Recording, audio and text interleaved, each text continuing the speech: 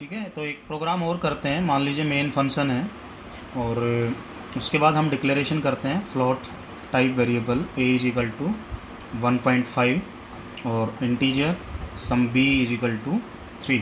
ठीक है, उसके बाद a हमें निकालना है, वो कैसे रहेगा b/2। मान लो गिवन है b into 8 divide by b minus b plus a divide by 3। अगर मान लीजिए ये गिवन है, ठीक है, और आपको प्रिंट एफ करना है ए यहाँ से। तो देखते हैं क्या चलेगा इस क्वेश्चन में। तो ऐसे क्वेश्चन में देखो एग्जीक्यूशन ऐसे ही स्टार्ट होगा, ऊपर से नीचे होगा। तो इसमें आपको करना क्या है, एग्जीक्यूशन में जैसे फ्लोट ए, तो ए डिक्लेयर हो गया, ए में क्या आ गया 1.5 आ गया, और उसके बाद क्या डिक्लेयर हो गया बी, और बी में क्या आ गया 3, है ना, ए बी। और एक्चुअली ना ए में 1.5 स्टोर नहीं होता, 1.5 0 0 0 0 5 टाइम 0, क्योंकि पॉइंट के बाद 6 तक स्टोर होता है ना बाय डिफ़ॉल्ट। अब इसको रिप्लेस कर लेते हैं हम जैसे इस क्वेश्चन को, तो देखते हैं क्या आंसर आएगा।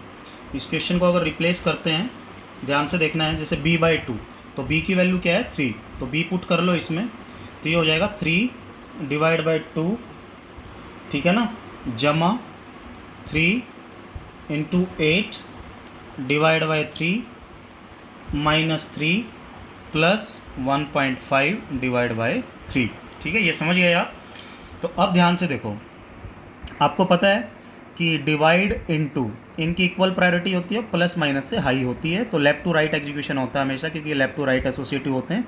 तो सबसे पहले क्या सोल्व होगा 3/2, ठीक है। और इंटीजर की वैल्यू हमेशा इंटीजर आएगी, वैसे तो डेढ़ आना चाहिए 1.5 पर एक आएगा, एक क्यों, क्योंकि इंटीजर 3/2 करोगे तो 1.5, तो 1 लिखेंगे। इसको क्या लिखेंगे हम 1 + 3 इंटू 8 डिवाइड बाई 3 माइनस 3 जमा 1.5 डिवाइड बाई 3। 1 क्यों लिखा, क्योंकि इंटीजर का ऑपरेशन हमेशा इंटीजर रहेगा। अब फिर लेफ्ट से राइट देखेंगे तो अब ये सोल्व होगा 8 या 24, तो 1 जमा 24 divide by 3 minus 3 plus 1/5 divide by 3। अब फिर से लेफ्ट टू राइट देखेंगे तो 24/3 होगा, ये एग्जीक्यूट होगा, तो 1 जमा 8 माइनस 3 जमा 1/5 डिवाइड बाई 3। ठीक है, अब देखेंगे तो 1/5 इंटू डिवाइड बाई 3 होगा, तो ये वाला एग्जीक्यूट होगा डिवाइड। अब 1 + 8 माइनस 3, फ्लोट और इंट, ऊपर क्या है फ्लोट, नीचे क्या है int, float int float int float float float int float float, हमेशा आंसर आएगा फ्लोट। ठीक है, एक भी फ्लोट तो फ्लोट, तो 1/, ये आएगा आपका क्या आ जाएगा 0.5 आएगा, न कि 0 नहीं आएगा, क्योंकि वैसे तो भाग नहीं हो रहा, 0 आना चाहिए, पर क्योंकि फ्लोट और इंट का ऑपरेशन हमेशा क्या देगा फ्लोट। ओके, अब करते हैं इसको लेफ्ट टू राइट, क्योंकि प्लस माइनस बच गए, तो पहले ये होगा 9 हो जाएगा, -3 जमा 0.5, 9 में से 3 गया, अब ये होगा 6 जमा 0.5, और फिर ये एग्जीक्यूट होगा फ्लोट इंट फ्लोट, तो आंसर आ जाएगा 6.5। ठीक है, और ए डिक्लेयर किया था 6.5, तो प्रिंट एफ यहाँ इसकी जगह पे 6.5 हो जाएगा, तो ए प्रिंट क्या करेगा यहाँ से 6.5, न कि ये करेगा, ये करेगा, क्यों, क्योंकि फ्लोट है। वो फ्लोट जब प्रिंट करेगा तो इसमें कुछ ऐसा लिखा होगा, बेशक से आप लिख भी लीजिए, मैंने शॉर्टकट मार दिया, प्रिंट एफ %f करके, और इधर क्या लिखा होगा ए, मतलब कि f आपको प्रिंट करना है। ओके, तो ऐसा प्रिंट होगा, ऐसा 6.5 5 टाइम 0। ओके, अब बात करते हैं नेक्स्ट क्वेश्चन की। एक क्वेश्चन और करते हैं, मेन लिखने की ज़रूरत नहीं है, यहाँ पे मैं लिखता हूँ, मान लीजिए इंटीजर i = 3, a = 4, एंड यहाँ पे लिख दिया n। फिर उसके बाद हम लिखते हैं फ्लोट, मान लीजिए सम t = 4.2, ठीक है, और n = निकालना है हमें a into a divide by i जमा i/2 इंटू t जमा 2 जमा t। ठीक है, और प्रिंट एफ करना है, मान लीजिए हमें %d, और यहाँ से क्या प्रिंट करना है n। ठीक है, देखते हैं क्या आंसर आएगा। तो सबसे पहले किसी भी एक्सप्रेशन में वैल्यू पुट कर लीजिए, जैसे ऊपर से नीचे एग्जीक्यूट होगा, तो i की वैल्यू क्या हो जाएगी 3, a की वैल्यू क्या हो जाएगी 4, और n की आपको निकालनी है, और t डिक्लेयर होगा, t के अंदर क्या आ जाएगा 4.2। तो इनिशियल वो हो जाएगा, जैसे जैसे एग्जीक्यूट होगा, कंपाइलर जैसे जैसे इसको कंपाइल करेगा, फिर यहाँ से एग्जीक्यूट होगा, तो n = वैल्यू पुट होंगी a into A 4 into 4 divide by 3, ठीक है, जो 3/2 इंटू 4.2 जमा 2 जमा 4.2 ऐसे हो जाएगा। वैल्यू पुट कर दी हमने पूरी सबकी। अब इसको एग्जीक्यूट करते हैं। देख लीजिए हाईएस्ट ऑपरेशन कौन कौन है, इंटू और डिवाइड है तो लेफ्ट टू राइट होता है। पहले ये 16 होगा तो ये क्या हो जाएगा आपका 4 चौक क्या हो जाएगा यहाँ से 16 हो जाएगा। 4 चौक क्या हो जाएगा 16 और 16/3 तो 3 पंजे 15 तो 5 पॉइंट समथिंग आएगा, पर क्योंकि इंटीजर हमेशा इंटीजर तो ये हो गया यहाँ पे 5। ठीक है, 5 होने के बाद क्या होगा, अब जमा है तो जमा से पहले डिवाइड होगा तो 3/2 1.5 आएगा, पर 1 लिखेंगे क्यों, क्योंकि इंटीजर इनटू। अब ऐसे करेंगे तो ये फाइनल अभी तक का मैं लिख देता हूँ ताकि कन्फ्यूजन ना हो। जैसे यहाँ 5 बचा हुआ है, जमा यहाँ 1 आ गया, इंटू 4.2 आ गया, जमा 2 आ गया और जमा 4.2 आ गया। ठीक है, ये चीज़। अब ध्यान से सुनो, अब कौन बचा, ये बचा इधर से फ्लोट इंट फ्लोट, तो 5 जमा 4.2 हो जाएगा, जमा 2 जमा 4.2 तो रहेगा ही रहेगा। ठीक है, फिर क्योंकि सारे प्लस बच गए तो लेफ़्ट टू राइट जोड़ते चले जाओ, तो इंटीजर फ्लोट ये जुड़ के क्या हो जाएगा 9.2, फ्लोट इंट क्योंकि लेफ़्ट टू राइट होना है 9.2 + 2 मतलब 11.2 और 11.2 + 4.2 तो ये हो गया 15.4। ठीक है, फाइनल आंसर।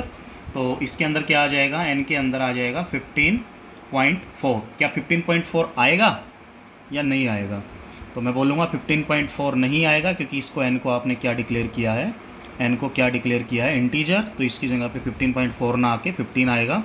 तो जब आप एन को प्रिंट करने जाओगे तो 15 प्रिंट होगा, नहीं कि 15.4। क्यों होगा 15 प्रिंट, इसलिए 15 होगा क्योंकि इसको आपने इंटीजर डिक्लेयर किया हुआ है ऊपर। ठीक है, आखिर में इम्प्लिसिट कन्वर्जन होगी जो फ्लोट वैल्यू टू इंटीजर, क्योंकि जब प्रिंट करना है तो इंटीजर में जाना है उसको। ठीक है, ये चीज़ तो ध्यान रखना है ऐसे क्वेश्चंस को। एक और क्वेश्चन करते हैं। गिवन है main function integer q = 2, d = 3 and sum st variable है कोई, और उस st की वैल्यू हमें निकालनी है। मान लीजिए q × d डिवाइड बाय 4। ठीक है, बहुत कुछ करना है हमें सी लैंग्वेज में, जैसे जैसे बढ़ते जाएंगे देखते जाएंगे। 12 डिवाइड बाय 12 जमा 12 divide by 3 into 16 divide by d, और प्रिंट एफ करना है मान लीजिए आपको st की वैल्यू प्रिंट करनी है, तो देखते हैं क्या आंसर आएगा। ठीक है, तो जब इसको प्रिंट करने के लिए हम जाएंगे तो ध्यान से आप सॉल्व करते चले जाइए। इसको पहले तो वैल्यू पुट कर लीजिए। क्यू की वैल्यू क्या है, st प्रिंट करना है, क्यू की वैल्यू है 2 इंटू 3/4 हो जाएगा, -12/12 + 12/3 इंटू 16/d मतलब कि 3। अब इसको लेफ़्ट टू राइट सोल्व करना है स्टेटमेंट को। सिंपल क्वेश्चन है, 2 × 6, पहले ये होगा 2 और 3 तो क्या हो जाएगा 6, 6/4 क्योंकि यही हाईएस्ट है। 6/4 तो क्या होगा 1 क्यों होगा 6/4, क्योंकि इंटीजर तो ये रिप्लेस हो जाएगा 1 - 12/12। तो अब माइनस तो होगा नहीं, पहले बाय होगा, तो 12/12 तो क्या आ जाएगा 1 आ जाएगा। ठीक है, फिर ये मैं एग्जीक्यूट एक ही लाइन में कर रहा हूँ क्योंकि पेपर में आपको कोई सब्जेक्टिव क्वेश्चन नहीं है, आप समझ लेना पर कैसे हो रहा है ये। 12/3 होके क्या हो जाएगा 4 हो जाएगा, तो इसको थोड़ा लिख लेते हैं 1 - 1 जमा 4। ठीक है, इंटू में 16 डिवाइड बाय 3। तो आप देखोगे तो पहले क्या होगा 4 × 16 होगा, और 4 × 16 होगा तो क्या हो जाएगा 1 - 1 जमा 16 चौक 64 होगा डिवाइड बाय 3, ये चीज़ है। अब इंटीजर करना है, तो देखते हैं इसको 21 या 63, तो 1 - 1 प्लस में 21 हो जाएगा क्योंकि इंटीजर होगा। 1 - 1 ये 0 हो जाएगा, 0 जमा 21 = आखिर में क्या आ जाएगा यहाँ से 21 आ जाएगा। सिंपल सा क्वेश्चन है, ऐसे क्वेश्चन आपको और भी सोल्व करने हैं। ठीक है, अपनी तरफ से भी देख सकते हैं, कहीं भी आपको जब टेस्ट हम लेंगे तो उसमें कराएंगे। बाकी की बातें करते हैं आगे। एक क्वेश्चन और करते हैं। क्वेश्चन ने क्या बोला है, मान लीजिए उसने a और b डिक्लेयर किया है, इंटीजर a और b है। a की वैल्यू मान लीजिए क्या है 5.999999 है, और b = क्या है 5.000001 है। ठीक है, ये चीज़ है। और फिर उसके बाद प्रिंट एफ करना है, और मान लीजिए उसने लिखा है %d एंड a, b ऐसे करके लिखना है। तो देखते हैं कैसे एग्जीक्यूट होगा। इंटीजर a b, तो a डिक्लेयर हो गया, b डिक्लेयर हो गया। तो देखो आपने डिक्लेयर तो क्या किया इसको इंटीजर, और वैल्यू क्या दे दी, फ्लोट। तो वैल्यू बेसिक से फ्लोट असाइन करो, पर क्या वो फ्लोट लेगा, नहीं लेगा। यहाँ 5 स्टोर होगा, यहाँ भी 5 ही होगा, क्योंकि फ्लोट पास बेसिक कर लो, वेस्टेज ऑफ स्पेस कर रहे हो, मतलब एक तरीके से अपने प्रोग्राम में फालतू चीज़ें लिख रहे हो, जरूरत ही नहीं है। 5 लेगा, जो डिक्लेयर करते हो वही लेगा। तो इसका मतलब ए और बी यहाँ से क्या ये डिक्लेयर हो प्रिंट होंगे या 5 होंगे, तो यहाँ से 5 होगा, ये भी क्या होगा, 5 होगा, क्योंकि कोई फ़ायदा नहीं है ऐसे करने का। इंटीजर है तो इसका मतलब आखिर में वो इंटीजर ही प्रिंट होना है, ये आपको समझ लेना है, ठीक है। ये बात। एक और क्वेश्चन करते हैं। अगर मान लीजिए ऐसे लिखा हुआ है फ्लोट ए, कोई ए वेरिएबल है और ए इज इक्वल टू 4/2 है, ठीक है। और मान लीजिए प्रिंट एफ हम करते हैं, परसेंटेज एफ और परसेंटेज एफ फ्लोट वैल्यू देनी है, कोमा ए कोमा 4/2, ऐसे करके करते हैं तो देखते हैं क्या होगा, ठीक है। ठीक है, तो हमने देखो जैसे ऊपर से आए तो ए डिक्लेयर हुआ और ए में 4/2, तो 4/2 कितना होता है, 2, और 2 नहीं होके 1 2 3 4 5 6 यहाँ तक होता है, ये हो जाएगा। तो जब तुम प्रिंट करोगे परसेंटेज एफ, तो ए प्रिंट करोगे तो क्या प्रिंट हो जाएगा इससे, 2.0000000, ये प्रिंट हो जाएगा 6 टाइम। और ये जब 4/2 करोगे तो वैसे इसका आंसर 2 आना चाहिए, तो इसके हिसाब से तुम सोचोगे ये यही प्रिंट करेगा, पर ये फ्लोट ये नहीं करेगा, ये सम गार्बेज वैल्यू करेगा कुछ भी, ठीक है। क्यों करेगा, क्योंकि प्रिंटएफ इतना पावरफुल नहीं है कि वो कैलकुलेशन करके उसको इंटीजर वैल्यू जो आए उसको फ्लोट में कन्वर्ट कर पाए, ऐसा प्रिंटएफ के अंदर अलाउड नहीं है। अगर आपको ये कन्वर्जेंस करनी है, जैसे ये इंटीजर वैल्यू से फ्लोट लेनी है, तो वो प्रिंटएफ के बाहर करें, मतलब printf is not so powerful, ठीक है। It is not able to do this type of calculations. अगर करनी है तो एक्सप्लिसिटली बाहर करें, इंटरनली प्रिंटएफ के अंदर नहीं चलेगा। तो इससे आपको डिफरेंस समझ आना चाहिए कि ऐसे तो चलता है, ऐसे नहीं चलता है सीधा। ऐसा ही हमने पहले कांस्टेंट की बात भी की थी, वो भी आपको पता होना चाहिए, ठीक है। तो ये बात है, ये आपको ध्यान रखना है, ठीक है। कभी भी इसका आंसर वो नहीं आएगा सेम, ये कभी भी नहीं करना है आपको, ऐसे हमेशा ऐसे चलना है। अगर हम देखते हैं प्रिंटएफ करके और फिर देखते हैं, मान लीजिए परसेंटेज डी परसेंटेज एफ अगर प्रिंट कराना चाहते हैं, और ये कोई 4 है, ये भी कोई 4 है, और फिर से हम मान लीजिए प्रिंट एफ कराना चाह रहे हैं, परसेंटेज डी परसेंटेज एफ, और यहाँ से मान लीजिए कोई, ठीक है, कोई दूसरी वैल्यू है, मान लीजिए 4.0 और 4.0, तो हमें देखना है कि ये कैसा बिहेव करता है, ठीक है, इसके बारे में देखना है, ओके, ठीक है। तो फिर से प्रिंटएफ में हमने कुछ करने का ट्राई किया है, जैसे 4 इंटीजर है और इंटीजर से इंटीजर प्रिंट कराना है तो 4 होगा, पर ये जो 4 इंटीजर से फ्लोट कराएंगे, तो जैसे ऊपर दिक्कत हुई थी कि इंटीजर आया था, फ्लोट कराने की कोशिश की थी, तो यहाँ भी कुछ आना एक्सपेक्टेड वैल्यू आती है, मे भी कुछ ऐसा आ जाए 00001 या कुछ भी, ठीक है, एनी वैल्यू। और यहाँ से फिर से हम देखते हैं, अगर इसकी बात करते हैं, ये फ्लोट वैल्यू है और फ्लोट को अगर डेसिमल में प्रिंट कराने जाते हैं, तो ये कन्वर्जेंस करने के लिए प्रिंटएफ की बुद्धि ख़राब मत करो, वो ये काम करने में असमर्थ है। तो ये भी कोई अनएक्सपेक्टेड वैल्यू आ जाएगी डेसिमल की, ठीक है। डी तो प्रिंट करेगा ही, फ्लोट तो करेगा ही नहीं। और ऐसे ही इसको देखेंगे, ये फ्लोट है और फ्लोट से फ्लोट आप चाहते हैं, तो ये तो आएगा यही 1 2 3 4 5 6, ठीक है। तो ये ध्यान रख लेना, ये वैल्यू ठीक आई, ये ठीक आई। कभी भी प्रिंटएफ के अंदर से क्या ना करें आप, फ्लोट टू डेसिमल या डेसिमल टू फ्लोट करने की ट्राई नहीं करें, क्योंकि अगर आप ऐसा करते हैं तो हमेशा दिक्कत ये मेंटेन रहेगी, ठीक है। ये चीज़ आपको ध्यान रखनी है। एक और क्वेश्चन की बात करते हैं हम। अगर मान लीजिए मैं लिखता हूँ, यहाँ पे कोई फ्लोट वेरिएबल डिक्लेयर करता हूँ, float a is equal to something like 4, और फिर हम करते हैं मान लीजिए integer i is equal to 2, ठीक है। प्रिंटएफ कराने के लिए जाते हैं, परसेंटेज एफ परसेंटेज डी, और मान लीजिए आई बाय ए करते हैं, और फिर से आई बाय ए करते हैं, और ऐसे ही प्रिंटएफ यहाँ से करते हैं, मान लीजिए परसेंटेज डी और परसेंटेज एफ करते हैं, और फिर से आई बाई ए और आई बाई ए करते हैं, तो देखते हैं क्या होता है।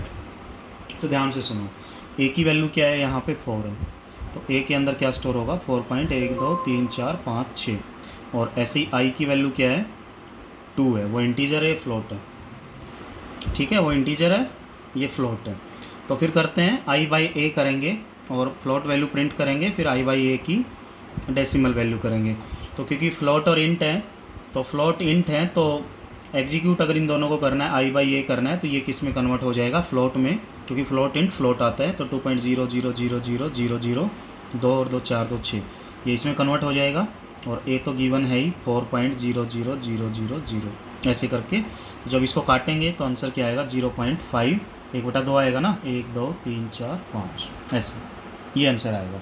तो जब i/a किया तो ये आंसर आया। फ्लोट ही प्रिंट करना है तो पहला ये फ्लोट क्या प्रिंट कर देगा, 0.50000 ऐसे करके। क्यों? क्योंकि फ्लोट टू फ्लोट प्रिंट करना है। और ऐसे ही i/a का अगर आप रिजल्ट देखेंगे तो i/a जब रिजल्ट देखेंगे तो 0 पॉइंट समथिंग है, तो कुल मिला के इसको डेसिमल वैल्यू देनी है तो क्या पूरा प्रिंट करेगा या ओनली 0 करेगा?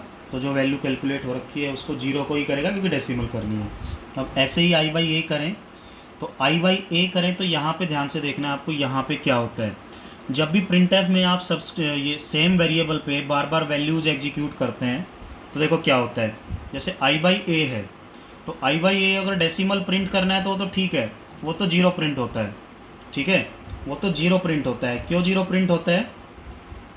क्योंकि i/a की वैल्यू उतनी है और वो कहीं पे सेव नहीं कर रखा हमने कभी। तुम ये समझो, ये स्टेटस जो ना हमने ऐसा नहीं किया कि i = i/a कर रहे हैं तो i के अंदर बार बार वैल्यू चेंज हो रही, नहीं, ये बार बार कैलकुलेशन करनी पड़ती है। पहले किया, दूसरी बार किया, तीसरी बार किया तो वही आता है। पर होता क्या है कि एक बार फ्लोट वैल्यू के ऊपर अगर ऐसे सब्सटीट्यूएंट आप प्रिंट में सेम कन्वर्जन करते रहेंगे तो वैल्यू मैच्ड अप होती हैं या फिर इश्यूज आने स्टार्ट होते हैं। तो आप देखते हैं, क्या देखते हैं कि थोड़ी देर के बाद वैल्यूज आना स्टार्ट, मतलब कि सेम आना नहीं रहता है। कारण उसका यही है क्योंकि आप ऐसे बार बार सेम वेरिएबल्स पे उसको कहीं स्टोर नहीं कर रहे, ये नहीं कर रहे, तो प्रिंटफ ये करने में सक्षम नहीं है। ये चीज़ें आप बाहर ही करिए तो अच्छा है। तो कुल मिला के जब आप इसकी वैल्यू प्रिंट करने जाएंगे तो इसका 0.5 ना आके कुछ ऐसा दिख सकता है, ठीक है, मतलब कुछ ऐसा वैल्यू भी दिखे तो आपको कन्फ्यूज नहीं होना है, क्योंकि सब्सटीट्यूएंट प्रिंटफ में अगर आप ऐसा करेंगे तो मैच्ड अप होंगी वैल्यू, दिक्कत आएंगी, ठीक है। तो कभी भी ऐसी वैल्यूज़ नहीं करनी है। बेटर ये रहेगा i/a कहीं पे किसी में स्टोर करके उसको डायरेक्ट प्रिंट कराएं, मतलब ऐसा नहीं करना चाहिए आपको। इनका करने का मतलब ये है, ठीक है, कि ऐसा करने से थोड़ी थोड़ी दिक्कत आती है वो चीज़। और इनसे हमें सीखना क्या है कि वही पेपर में कोई थ्योरेटिकल स्टेटमेंट आ जाए इस टाइप की तो वो ठीक हो जाए, या क्वेश्चन आ रहा है तो वो भी हो जाए, ठीक है। तो ये सारी बातें कर रहे हैं हम यहाँ से। एक और क्वेश्चन की अगर हम बात करें तो मान लीजिए मैं लिखता हूँ प्रिंटफ, लिखता हूँ प्रिंटफ में %d लिखेंगे मान के चलिए, और यहाँ पे मान लीजिए लिखेंगे साइज ऑफ 4 मतलब इंटीजर है आप समझते हैं, और डिवाइड बाय क्या लिखेंगे, साइज ऑफ मान लीजिए 2.0 ऐसे गिवन है मान के चलिएगा। एक और स्टेटमेंट है मान लीजिए यहीं पे %d है और फिर इसने कुछ ऐसा लिखा है साइज ऑफ 2.0, ठीक है, डिवाइड बाय साइज ऑफ 4 मान लीजिए ऐसा लिखा है। तो हमें देखना है क्या प्रिंट करता है। तो ध्यान से सुनो, साइज ऑफ 4 क्या है, ये इंटीजर, साइज ऑफ 4 इंटीजर का साइज हमेशा 2 होता है, डिवाइड बाय साइज ऑफ 2.0 क्या है, फ्लोटिंग कांस्टेंट है। 2.0 क्या है, फ्लोटिंग कांस्टेंट, और उसकी मेमोरी होती है 8 बाइट, हम कर चुके हैं। तो इसका आंसर आएगा 2/8 आएगा, और 2/8 समथिंग क्या होता है आपका 0.25 होगा। पर क्योंकि यहाँ पे डेसिमल वैल्यू प्रिंट करनी है तो फ्लोट ना करके डेसिमल करेगा तो 0.25 का क्या प्रिंट हो जाएगा, 0 हो जाएगा सीधा सीधा। अगर फिर नीचे आएंगे साइज ऑफ 2.0 तो फ्लोटिंग कांस्टेंट 8 आएगा, और साइज ऑफ 4 बोले तो इंटीजर है तो इंटीजर का 2 रहेगा। तो 8/2 करेंगे 4, और डेसिमल ही प्रिंट करना है तो यहाँ से 4 प्रिंट होगा, मतलब 0 और 4 प्रिंट हो जाएगा इस प्रोग्राम में, ठीक है। आपको बस इनमें क्या करना है, साइज़ देख लेने हैं। तो आपका होमवर्क है, अगर साइज ऑफ 0.7 दे के और साइज ऑफ ऐसे करके 7 लिखा है तो आपको बताना है क्या आंसर आएगा, ठीक है। देखते हैं कौन बच्चा बताएगा। डेसिमल में प्रिंट करना है, डेसिमल वैल्यू क्योंकि साइज हमेशा डेसिमल में प्रिंट किया जाता है। उसके बाद एक और देखते हैं, मान लीजिए एक प्रोग्राम हमने लिखा है प्रिंटफ करके, और प्रिंटफ में कुछ ऐसा लिखा है, मान लीजिए n लिखा है और n लिखा है, फिर ऐसे करके लिखा है /n लिखा है, एक और /n लिखा है, n लिखा है, /n लिखा है, मान लीजिए ऐसा लिखा है, ठीक है। और नीचे फिर से यही सेम लिखा है, मान लीजिए n लिखा है, ऐसे लिखा है, ये लिखा है, ये लिख के और ऐसे लिखा है। मान लीजिए हमें 2 स्टेटमेंट गिवन है तो हमें देखना है क्या प्रिंट होगा। ध्यान से सुनो, आप पढ़ते हैं बार बार /n ऐसा होता है, ऐसा होता है, तो /n होता है ऐसा, ये वाली है। तो स्लैश लाइन का मतलब नेक्स्ट लाइन में आउटपुट चली जाएगी। तो जब हम प्रिंट करेंगे और डबल कोट्स के अंदर जो होता है उसको एज इट इज़ प्रिंट करता है, ठीक है। जैसे n प्रिंट होगा, क्या प्रिंट होगा, n, उसके बाद /n मतलब अगली लाइन में जाएगा, ठीक है, अगली लाइन में जाएगा। उसके बाद एक और /n, तो और अगली लाइन में जाएगा क्योंकि 2 बार हो गया। उसके बाद एक और है तो एक लाइन और छोड़ देगा और ठीक है, स्लैश एन हो गया। और उसके बाद हमने क्या किया है, इसको एन किया है तो फिर से एन प्रिंट हो जाएगा और स्लैश एन बोले तो एक लाइन और छोड़ेगा नीचे, ठीक है। फिर इसके ऊपर आ जाएगा, फिर यहाँ से जैसे ही देखेंगे तो एन है और एन है तो ये क्या स्लैश एन है, ये स्लैश एन नहीं है, तो ये कंपाइलर को समझ ही नहीं आएगा। कंपाइलर ऐसे ही समझेगा कोई वेरिएबल या ऐसे कोई वैल्यू है, क्योंकि उसकी लाइब्रेरी में ऐसा कोई फंक्शन डिफाइंड नहीं है जैसा ये होता है। तो इसको वो ऐसे का ऐसा प्रिंट कर देगा, ऐसे का ऐसा एन और एन ऐसे करके, ठीक है। तो मतलब क्या है कि जब तुम ऐसे स्लैश एन लिखोगे तभी काम करेगा, ऐसे तो कितना भी स्लैश एन लिखते रहो कोई फ़ायदा होगा ही नहीं। मतलब कि हमें बस इसमें ध्यान रख लेना कि कभी ऐसे बेवकूफ़ बनाने की ट्राई करता है तो हमें बेवकूफ़ नहीं बनना है, हमें एग्जैक्ट उसी पे जाना है जो हमें पूछा जाए, ठीक है। आगे बात करते हैं, एक और क्वेश्चन करते हैं। मान लीजिए कोई प्रोग्राम है, हम लिखते हैं इंटीजर पी क्यू, ठीक है, 2 वेरिएबल हैं, स्कैनफ यूज़ करते हैं। स्कैनफ प्रिंटफ आप समझते हैं, हम करेंगे भी। स्कैनफ मतलब जब इनपुट इसमें पास ना करके पी और की वैल्यू रन टाइम पे हमें लेनी हो यूज़र से कीबोर्ड के थ्रू, ठीक है, तो स्कैनफ यूज़ करते हैं। जैसे इसमें लिखा हुआ है enter values of P and Q, और ऐसे लिखता है %d। और जब स्कैनफ लिखते हैं तो हम एम्परसेंड सिंबल यूज़ करते हैं, एड्रेस ऑफ बोलते हैं उसको, address of P address of Q ये करके। और मान लीजिए प्रिंटफ के लिए जाते हैं, %d करते हैं, %d 2 प्रिंट करते हैं और यहाँ से p और q प्रिंट करते हैं। तो देखते हैं क्या प्रिंट होगा, ध्यान से सुनो। मान लीजिए p और q डिक्लेयर हुआ, एक p हुआ दूसरा q हुआ। उसके बाद आप बोलते हो स्कैनफ एंटर वैल्यूज़, तो एड्रेस ऑफ p और q। तो मान लीजिए आपने कुछ भी पास किया, 5 10 पास किया मान लीजिए, तो आपने इसमें 5 इसमें 10, अब मान लो कीबोर्ड ने जब मांगा आपसे, मतलब रन टाइम पे स्कैनफ से वैल्यू मांगी गई तो आपने 5 और 10 प्रिंट किया। पर जब प्रिंट एप करने जाएंगे तो क्या यहाँ से 5 और यहाँ से 10 प्रिंट होगा, ठीक है। तो हम बोलेंगे यहाँ से 5 और यहाँ से 10 प्रिंट नहीं होगा बिल्कुल भी, बेशक से तुमने पास किया हो, कोई भी एनी वैल्यू गार्बेज वैल्यू कोई भी अदर वैल्यू प्रिंट हो जाएगी, पर ये नहीं होंगे। उसका कारण ये है कि स्कैनअप के अंदर हम ऐसे करके ये सब नहीं लिख सकते कि enter values of P and Q, क्योंकि आपने देखा होगा स्कैनअप का नेचर। मैं तो ये मानूंगा कि आप इसको यहाँ से ना समझे तो अच्छा है। एक और प्रोग्राम लिख लेते हैं, क्योंकि जैसे ही वो लिखेंगे तो मे भी आपको थोड़ा डिफरेंस क्लियर हो जाए कि हमने क्या किया है। जैसे कि ध्यान से देखो, अगर मैं लिखता हूँ ऐसे करके इंटीजर p कॉमा क्यू, अगर हम ऐसे लिखते हैं और प्रिंटफ लिखते हैं enter values of a and b, क्या लिखा है मैंने, enter values of a and b, मान लीजिए ऐसे लिखा है। फिर यहाँ पे आप स्कैनफ लिखते हैं और उसमें ये लिखते हैं %d और यहाँ पे लिखते हैं आप, सॉरी a एंड b नहीं है वो p एंड q है, address of p and address of q लिखते हैं, ठीक है, ऐसे करके। और फिर प्रिंटफ के लिए जाते हैं, क्या %d और %d करके यहाँ से p और q प्रिंट करते हैं, तो देखते हैं क्या प्रिंट होगा, ठीक है, ये चीज़। तो अगर आपने ऐसा किया तो हमें देखना है फिर क्या होगा, ठीक है। तो यहाँ पे p और q क्यों कुछ वैल्यू अदर वैल्यू आई जो हमने दी उसके अलावा, क्योंकि ये सब अलाउड नहीं है स्कैनअप में। और इसमें अगर मैं थोड़ा और एडिट करूँ तो मान के चलो कि स्कैनअप में ये डबल कोट्स के बाद स्पेस है, मान लो ये भी स्पेस है इसके बाद, तो क्या अब ये चलेगा? तो अगर आप ऐसे स्पेस देते हो, ठीक है, इससे पहले भी इसके बाद भी, तो स्कैनअप जैसे कि इसको आपने ऐसे लिखा है, क्योंकि यहाँ पे स्पेस शो नहीं कर सकते हम, जैसे आपने इसको ऐसे लिखा है %d ऐसे करके, तो हमें थोड़ा सा स्पेस नज़र आ रहा है, मान लो आपने स्पेस छोड़ा है। तो अगर डबल कोट्स के तुरंत बाद फॉर्मेट स्पेसिफायर ना लिख के अगर स्पेस आप छोड़ते हैं तो क्या इस प्रोग्राम की वैल्यूज आएंगी? जैसे p और q मान लो तुमने 5 और 10 ही पास किया, तो क्या आएंगी? तो मैं यही बोलूँगा कि इसका भी आंसर नहीं आएगा, यहाँ पे आउटपुट नहीं दिखेगी आपको। आप रन मारेंगे आपको कुछ भी नहीं दिखेगा इनपुट पास करने के बाद भी। कारण उसका ये है क्योंकि आपने स्कैनअप लिखते टाइम यहाँ पे क्या दे दिया, स्पेस। हाँ, इन दोनों के बीच में स्पेस दे सकते हैं, जैसे %d और %d लिखने के लिए बीच में स्पेस दे दें, उससे कोई दिक्कत नहीं है। तो स्कैनअप यहाँ पे भी फेल हो जाता है। ये स्कैनअप की एक ये कमी है, एक ये कमी है, मतलब हम कुल मिला के स्कैनअप के ड्रॉबैक की बात कर रहे हैं कि ऐसा करेंगे तो गार्बेज वैल्यू, ऐसा करेंगे स्पेस पहले बाद में देंगे, बीच में दे लो कोई इशू नहीं है, पहले बाद में देंगे तो आउटपुट आएगा ही नहीं, क्योंकि ये एक्सपेक्ट करेगा कि आप स्पेस भी प्रेस करें, क्योंकि इनपुट लेनी है फिर उसको। अगर आप स्पेस प्रेस करके 5 और 10 और फिर से स्पेस देंगे तो वो समझ जाएगा, ना तो नहीं समझेगा, ठीक है। तो ऐसे क्वेश्चन में भी आउटपुट नहीं आएगी। तो स्कैनअप होना कैसा चाहिए वो देखना है। आगे बढ़ते हैं।